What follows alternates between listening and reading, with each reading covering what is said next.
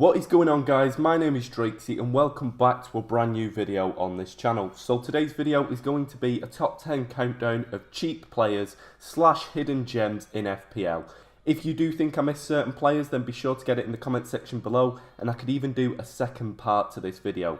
So do that, like, comment, subscribe, everything so I know that you're enjoying these videos, and then I can get more of this content up. So without any further ado, let's get into it. So in at the number 10 spot is going to be Chelsea's new signing arriving from Leicester, and that's going to be Kante. Now I've put Kante in at number 10 for a very certain reason. He is only 4.9 mil, which is extremely cheap.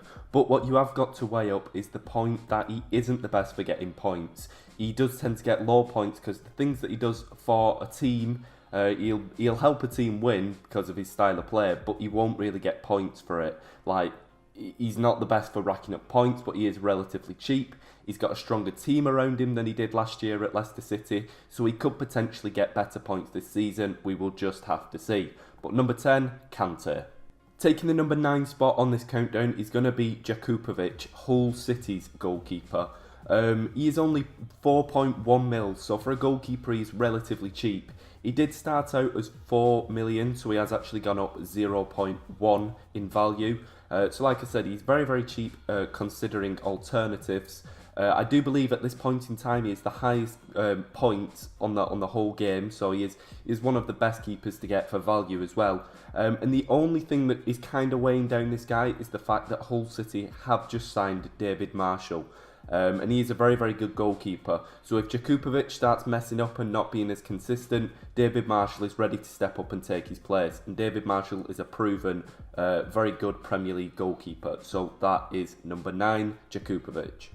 Number 8 is Kelechi Iheanacho. I'm not too sure how you say this guy's name. But I put him in at number 8 because he's only 7 million, which is very cheap for a striker.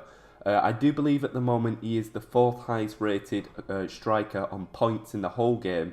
And the only thing that makes this guy stand out to me is the fact that Man City only have 2 standout strikers. And that is Aguero and that is Iheanacho. On the game they have no other strikers apart from those 2. And as you may know, Aguero is very injury prone, and also he is out at the moment at time making this video. So he's actually out, and Iheanacho has actually stepped up and scored a few goals whilst he's been out, and is actually proving that he is a very good player to have in the team. So Iheanacho could get potentially more starts or more sub-on appearances if they sub off Aguero to keep him fit. So Iheanacho in at number 8. In at number 7 is somebody that I have actually got in my team, and that's going to be Andre Gray. Andre Gray costs only 6.5 million, so for a striker that is relatively cheap.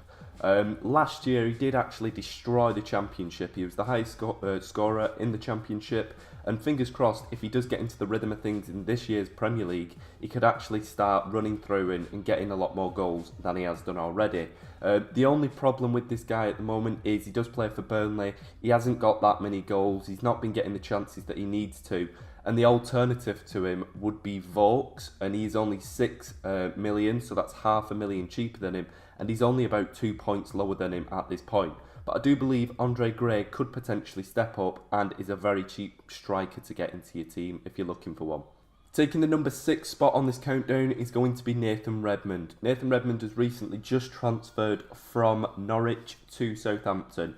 He's only 6.1 million, and the new manager of Southampton, Claude Puel, if you don't know who that is, he's managed teams like Monaco and Nice in the past. He's a pretty good manager. He's basically the guy that got Ben Arthur's career back on track last season, and now Ben Arthur's playing for PSG. So he's a pretty good man manager, getting certain players to a good level.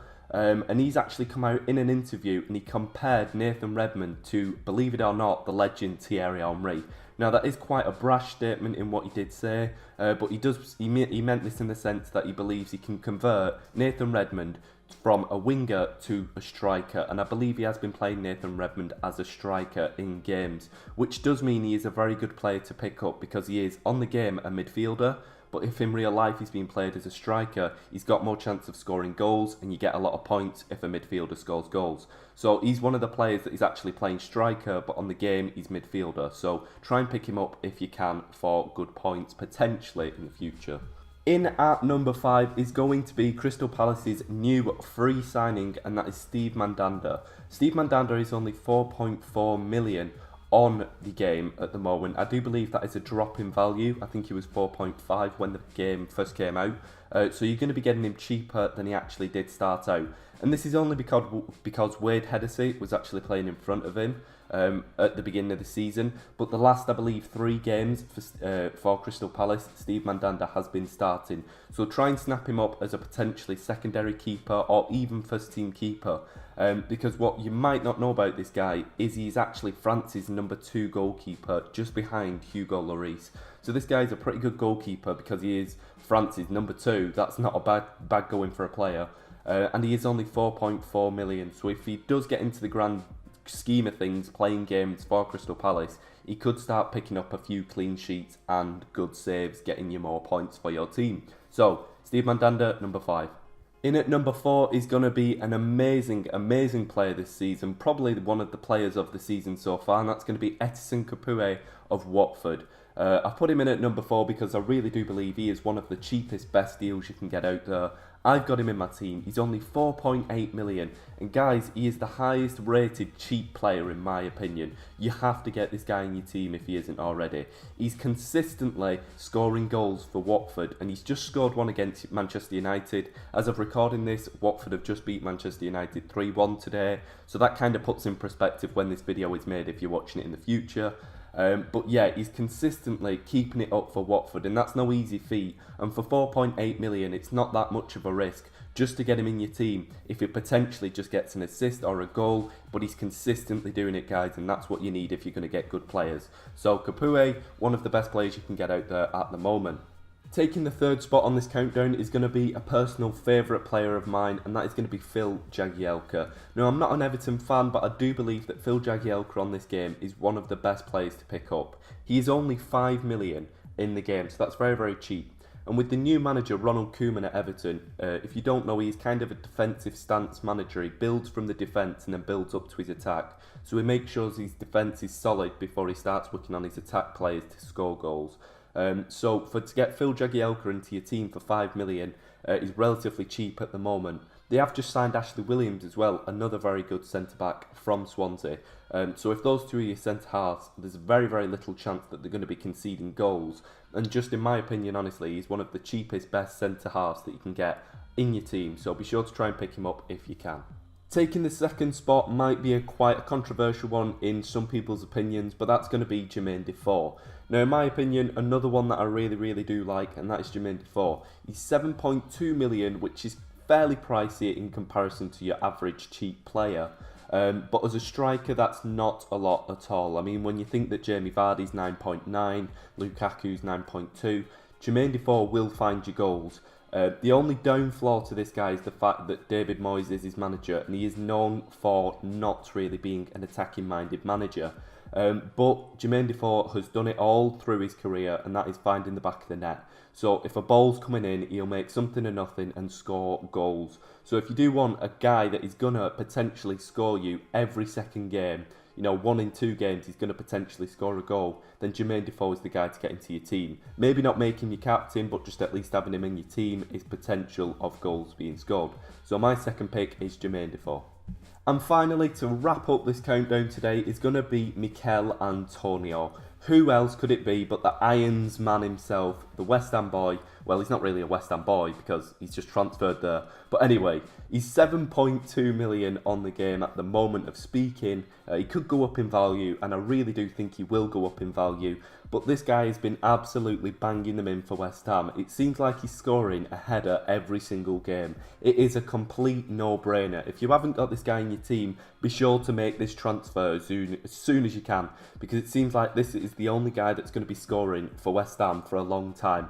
And he's doing it, like I said for Capoue, he's doing it consistently, and that's what you need in your team. You need somebody who's going to be consistently getting your points. As a midfielder as well, when he scores goals, they get more points than I believe a striker does for scoring goals because they're less likely to score goals. So he's scoring goals consistently. As a midfielder, he's definitely somebody that you need to get in. he's got a very good team around him, and if they all start to click, like, you know, Payet and stuff, if all these players start to click, he could be even getting some assists in there, some more goals. He's just consistently scoring.